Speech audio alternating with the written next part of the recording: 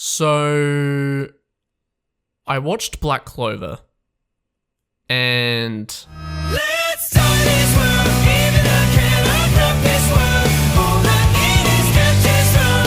We can catch the game. What can I do?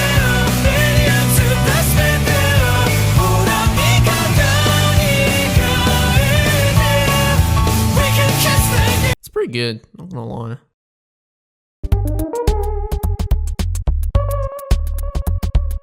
What's up everyone, Full Animix here. Now, I was gonna watch Attack on Titan because everyone's going like, you should catch up on it because it's like a revolutionary type of anime. And I'm like, bitch, shut the fuck up. Unfortunately for Attack on Titan, there's a bit of a shitstorm going on over there, so kind of dove away from that one, let's be honest.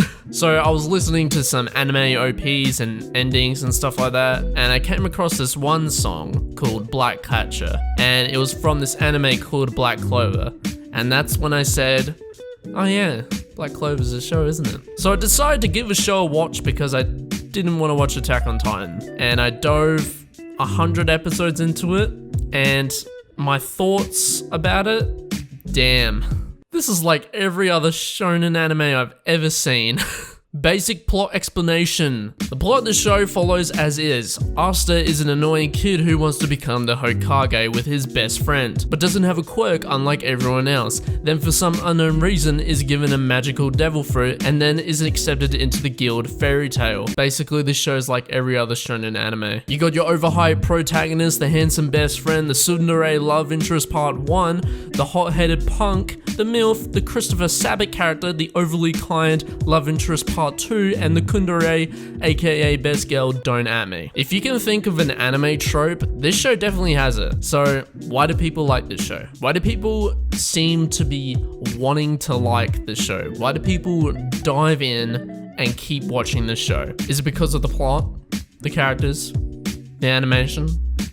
No. This show has incredible storytelling. And when I say storytelling, I mean pacing, world building, and power systems. I would probably say that these are Black Clover's strongest traits that carry the show for the first couple of arcs. I'll admit the show does take a while to get into it, as the show kind of seems rushed at the start, wanting you to get into the world. But the show is very marathonable, is that a word? And rewatchable, to the point where I'm up to like episode 150 in like a week. I need a life. And that comes down to pacing. Pacing can really make and break a show. If you dropped a long-running show, it's probably because it had bad pacing. Black Clover has great pacing because there are no filler arcs. There are some catch-up episodes, and there are some episodes going like, why am I here? But they barely take up the show, and honestly, you barely even notice them. Each arc has a purpose of enhancing either the story or the characters, and if you're lucky, sometimes both. I would say this is Black Clover's best quality because not many long-running shows can do this very well. Next, like the cliche dot point person I am, let's talk about the world building. The world in Black Clover is pretty simple. There's 4 nations and they're named after a deck of cards, with the exception of the clubs being changed to clovers, but the others are the same: heart, spade, and potato. For the first 100-ish episodes, you're mainly focused in the Clover Kingdom with Asta, and considering that you spend over 100 episodes in one kingdom, that's pretty good. Yes, you do go outside of Clover Kingdom sometimes, but you don't really go into other areas. So I should also mention status in this world. Status is pretty basic: royalty, nobility, and commoner. These depict the status of your life, and if you aren't born a royal or a noble, you're basically dealing with some of the most discriminating, arrogant, snobby, narcissistic people in your life. And some of the characters have severe superiority complexes to the point where I really want to kill someone. Preferably them. Real quick, I also want to talk about the antagonists of the show. The main threat for 2/3 of the show is the Eye of the Midnight Sun, a terrorist group wanting to destroy the Clover Kingdom. You know, pretty basic plot, you know? But it's clear that the show wants us to care and think about why this group is attacking the kingdom, and the show slowly tells us information about what's going on. There's a reason why I didn't call these guys villains, because at some points, I thought they had some valid reasons of why they're doing the things that they do, until I found found out that they're hypocrites. So anyway, like I said before, the people in this world suck, and you can empathize with some of these characters who are the antagonists. Despite the show being a fantasy shonen, it has subtle themes that make you question who's really in the right. Here's the thing about power systems. They're stupid. Normally, power systems in anime get people excited and intrigued with specific anime worlds, but it can be hit and miss sometimes. One Piece does a very good job with the diversity of powers, but it's not really clear on the limitations of the system. Vice versa with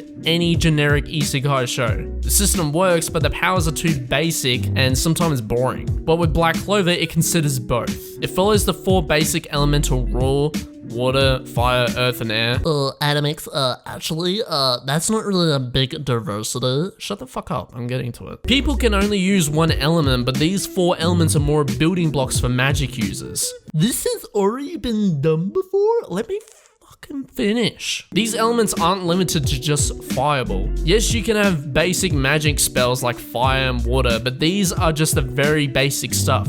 There's time magic, mercury magic, dark magic, spirit magic, dream magic, and anti-magic. Each type of magic can be branched off to one of the 4 key elements. And am I the type of person that will tell you how? Fuck no. Go find someone explaining that yourself. All in all, I didn't really expect to like Black Clover. I thought this was the most generic shonen anime I've seen in my life. As the show goes on, you start seeing repeating themes and stuff like that, but it kinda is twisted into a new way. I can firmly say that Black Clover is very good in its own area, despite it being a literal copy of most shonen anime. Now take this with a grain of salt. I actually recommend that you watch the dub, because the sub can be kind of hit and miss, and I know that most people that watch my videos prefer dubbed anyway, but this is the time where I actually prefer the dub a lot more than the sub. Or you could just be a twat and just read the manga and just be better than everyone else. But I do highly recommend Black Clover if you want a show that you can just binge watch all the way through. I got 150 episodes done in a week. I can't be fucked watching seasonal anime, so that should tell you how much I really got into this show. And if you don't like it, that's fine. It's not gonna ruin your life until it gets good, so it's up to you.